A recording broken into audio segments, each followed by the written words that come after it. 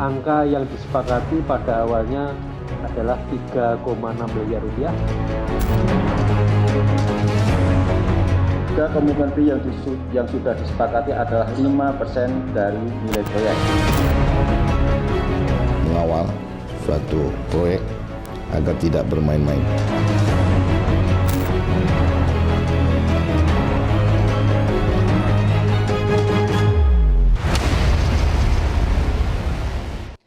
Selamat sore pemirsa, jumpa kembali dalam Metro Highlight, program berita mingguan yang menyoroti peristiwa paling menarik dalam sepekan. Bersama saya Syazawi Sastro, inilah Metro Highlight selengkapnya.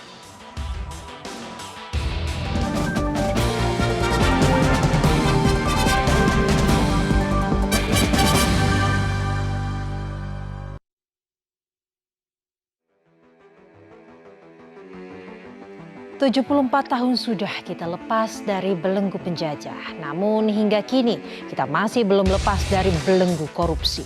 Nyaris setiap minggu KPK mengungkap kasus baru.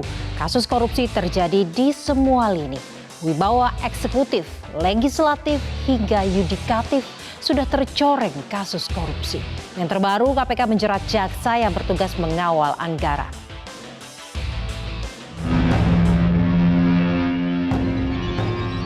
Komitmen fee yang sudah disepakati adalah 5% dari nilai proyek.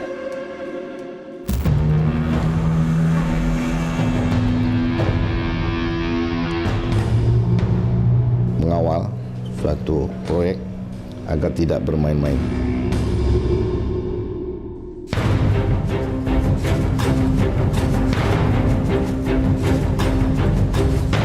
Inilah uang yang berhasil diamankan penyidik Komisi Pemberantasan Korupsi dalam operasi tangkap tangan dengan menjerat 2 orang jaksa pekan ini. Jumlahnya 110 juta rupiah yang diduga merupakan fee untuk jaksa ES yang berinas pada Kejaksaan Negeri Yogyakarta. KPK akhirnya menetapkan 2 orang jaksa sebagai tersangka. Diduga komitmen fee yang sudah disepakati adalah 5% dari nilai proyek.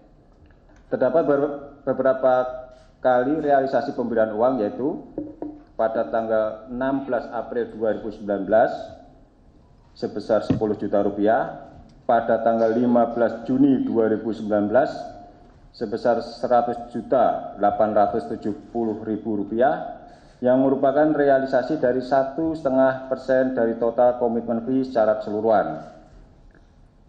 Selanjutnya pada tanggal 19 Agustus 2019 sebesar 110.870.000 rupiah atau 1,5% dari nilai proyek, yang juga bagian dari tahapan memenuhi realisasi komitmen fee secara keseluruhan. Operasi tangkap tangan KPK ini berlangsung pada Senin 19 Agustus 2019 di Yogyakarta dan Surakarta terkait dugaan suap lelang proyek rehabilitasi saluran air hujan. Proyek tersebut dikelola Dinas Pekerjaan Umum Perumahan dan Kawasan Pemukiman PUPKP Kota Yogyakarta tahun anggaran 2019 dengan nilai proyek 10,89 miliar rupiah.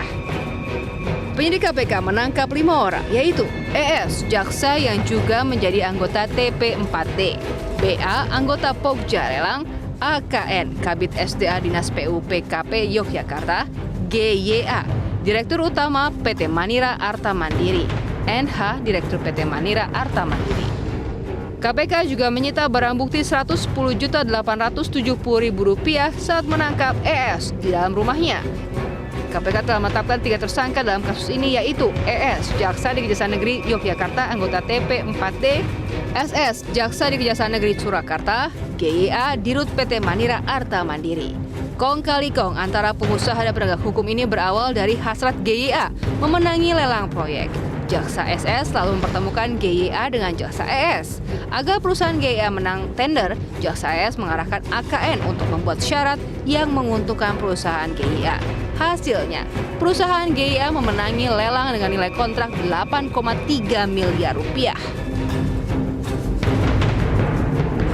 Ironisnya, jaksa ES merupakan anggota tim pengawalan pengamanan pemerintahan dan pembangunan pusat daerah atau TP4D. Tugasnya untuk mencegah terjadinya penyimpangan anggaran. Tim pengawalan pengamanan pemerintahan dan pembangunan pusat daerah atau TP4D dibentuk Jaksa Agung M. Prasetyo pada 2015. Pembentukan TP4D merupakan respon keprihatinan Presiden Joko Widodo atas rendahnya penyerapan anggaran di daerah. Pasalnya, para pejabat takut membuat kebijakan. Kejaksaan pun ditugaskan membantu Pemda agar pembuatan kebijakan tidak berbuntut pidana. Pemberi suap adalah GYA, Direktur Utama PT Manira Arta Mandiri, sebagai peserta lelang proyek. KPK menduga total fee sebesar Rp221 juta yang diserahkan secara bertahap. KPK menduga uang yang disita saat OTT merupakan pemberian ketiga. Saat OTT berlangsung, Jaksa SS sempat buron hingga Jaksa Agung Muda Bidang Pengawasan serta Jaksa Agung Muda Bidang Intelijen menyerahkan SS ke KPK pada Rabu siang. Kejaksaan Agung menyatakan akan memecat Jaksa SS dan Jaksa SS bila mendapat vonis yang berkekuatan hukum tetap. Pak Jaksa Agung sudah menegaskan sekali lagi akan dilakukan tindakan tegas. Jadi tidak main-main. Dan hal ini juga mungkin untuk mengingatkan teman-teman di seluruh Indonesia yang juga dalam melakukan atau mengawal suatu proyek agar tidak bermain-main. Belum lama berlalu, tepatnya pada 28 Juni 2019, KPK juga menggelar OTT di lingkungan Kejaksaan Tinggi DKI Jakarta. Kepala Subdirektorat Penuntutan Kejati Jakarta, Yadi Herdianto, serta Kepala Seksi Keamanan Negara dan Ketertiban Umum Yuniar Sinar Pamungkas ikut terjaring OTT pusaran kasus gratifikasi pengurusan perkara di Kejati Jakarta. Kasus ini menyeret Asisten Pidana Umum Kejaksaan Tinggi DKI Jakarta, Agus Winoto, sebagai tersangka. Saat itu Indonesia Corruption Watch menilai ada 3 celah korupsi di kejaksaan. Pertama, kewenangan menghentikan perkara. Kedua, kewenangan menentukan pasal yang dapat dibuat memberatkan atau meringankan. Ketiga, pembuatan tuntutan. Pemirsa, Metro Highlight akan kembali usai jeda dengan informasi mengenai korupsi juga marak di legislatif. KPK telah menetapkan anggota DPR dari fraksi PDI Perjuangan, I. Nyoman Damantra, sebagai tersangka dalam kasus dugaan suap kuota impor bawang putih. Informasi selengkapnya sesaat lagi hanya di Metro Highlight.